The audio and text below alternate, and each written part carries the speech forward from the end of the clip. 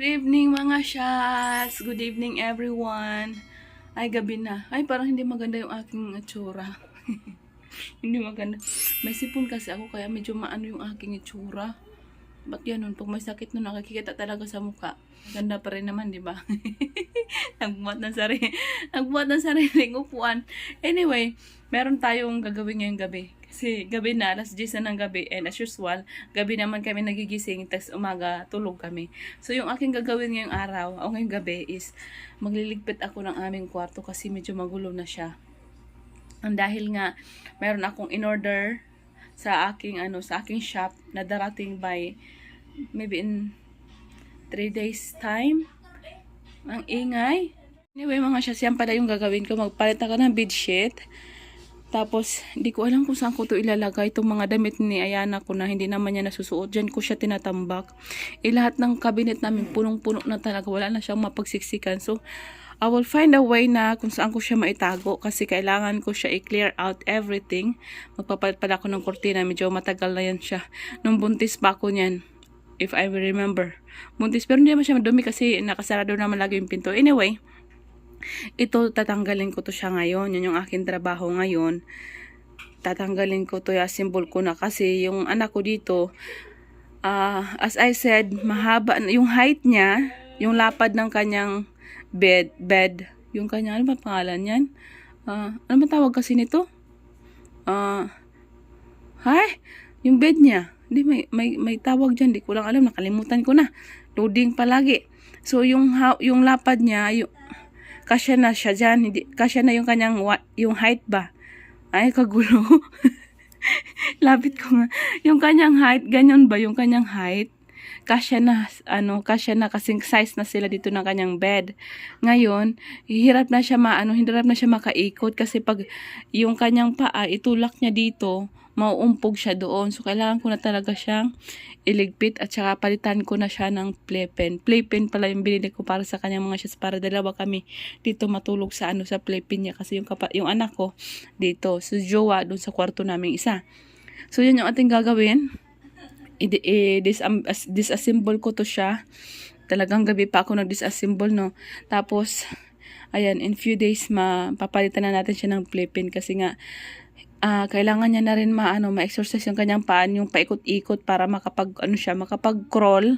Dito kasi medyo limited yung space, kaya kailangan ko talaga, hindi alam ni Jowa yan na yan yung agad trabaho in tonight. Anyway, mag-umpisa na tayo mga sis kasi madami-dami itong mga ligpitin ko. Kita mo, mga tambak yan ng mga damit na hindi niya nagagamit. And ito yung cabinet niya na magulo din. Lahat magulo. Anyway, mag-umpisa na tayo mga shots. So, ayan na mga shots. Natanggal ko na yung kanyang mga, naka-elevate lang kasi yung niya, yung kama niya. Ayan yung nakalagay sa ilalim ng ng kanyang kutsyon. Kasi nga masyado siyang mababa. As you can see, mababa yung kanyang bed frame.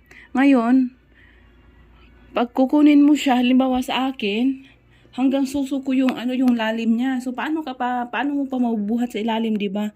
Kung ganyan siya kababaw yung kanyang, hindi kalalim pala yung kanyang yung sukat niyan. Kaya nahihirapan talaga ako pag tawag nito, pag yung foam lang yung nakalagay dyan kasi masyado siyang malalim, tapos yung anak ko mabigat, tapos yung tahi ko pa, so madaming trabaho, maraming masakit. Kaya sabi ko, kailangan ko na talaga i-let go to. Anyway, nakatatlong generation naman tong crib na to. Crib pala ang tawag dito. Diyos ko na yung marimar. Crib pala ang tawag dito. So, nakatatlong generation naman to. So, pwede na yata siyang i-let go.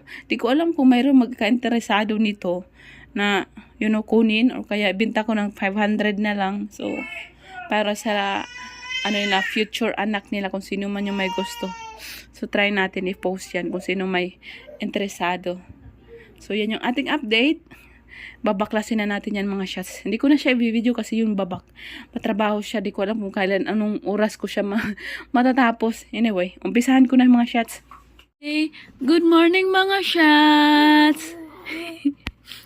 Morning! Say good morning to them. It's already morning and my baby got some hiccups. You got hiccups, right? I know. Hindi pa pala ako, hindi, natapos na pala ako mga siya sa ginagawa ko. As you can see, Wala na yung ating crib dyan kasi nilagay ko na disassemble ko na siya. Nasa likod na siya. But still, we still have this drawer. Pero tatanggalin ko rin yan sila dyan kasi nga ilalagay natin yung yung playpen ni Baby Ayana ko. Nag-order na kami ng playpen kagabi. So, hopefully, within 3 days, ma-deliver siya. And we're going to put it here. Right, Baby Ayana? And then, Mama and Ayana can sleep together. Yeah? As of the moment, you will sleep with Ate Nicole on her bed. Right, Ayana? Yeah? Then, when your playpen will arrive, we can sleep together. And Daddy will sleep alone. Because Daddy snore. Why you got hiccups? Yeah? Time check pala. 3 o'clock na pala mga shots. Can I have coffee instead, Baby Ayana? Nagkape kasi ako kagabi. Ay, kahapon pala. Kaya ayaw nagising. Sabi ko, di rin naman matutulog to. Ginapihan ko nga. Oh. Ayan, tuloy gising. Ang batang laging Pero nakatulog na siya mga 3 hours yata kagabi. I know. What are you talking about? Why our magic thread doesn't work? Yeah. Sinok siya. Naniwala ba kayo paglagyan ng ng sinok? Sinok? Lagyan ng thread yung kanyang noo nawawala. And it works, baby, right? It does the work. Ngayon lang hindi pa siya. Huwag mo lang pansin, mawawala yung sinok. Pag pinapansin kasi, nag-i-stay yung sinok. Diba, Baby Yana? Ay, naku, yung aking yung aking sipon lumala sa aircon. Mainit din kasi pag walang aircon tong aming baby namumula. Diba? Namumula ang skinny baby, naiirita siya. So, kailangan ng aircon, ang aking ang aking sipon. Good luck to my, hindi pa pala ako pwede ng iinom-inom ng mga gamot pala. Oh, yeah, I know. Sana ako kanina, mag-iinom na ako ng Newsip. Tapos nung sinearch ko, bawal daw. Natakot tuloy ako kasi nagpapabreastfeed pa naman ako. What are you talking about, Baby Ayana? We should go to sleep now because Daddy will come home soon. And we're still awake. Huh? We should be sleeping by this time. I know. Are you tired and sleepy? Huh? Should I put you to sleep? Huh? Don't worry mga siyas, meron siyang dito. Yung kanyang bed galing sa crib, nilagay ko dyan kasi just in case.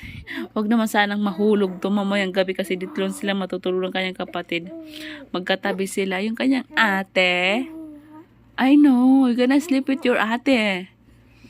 Okay? Kasi ito, umiikot-ikot na to eh. So, just in case lang, meron siyang pang dyan. Pang safety. I know.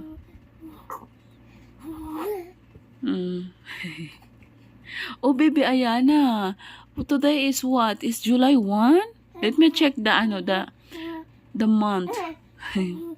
So, today is the 1st of July. Happy 1st of July. I know, marami na naman mag-birthday sa July. Happy birthday in advance. Pa-Jollibee naman kayo dyan. Oh, Tita is gonna celebrate her birthday.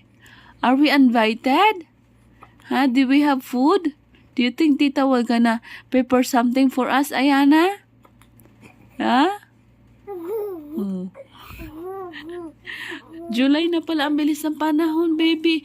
And today is, 1 today. Tomorrow is your birthday. You will be turning not 2 months old.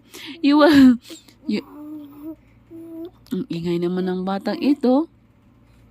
You will be turning 4 months old tomorrow, baby Ayana. Baby Ayana, tomorrow is 2. It's your birthday. Ang dami niyang sinasabi. I know.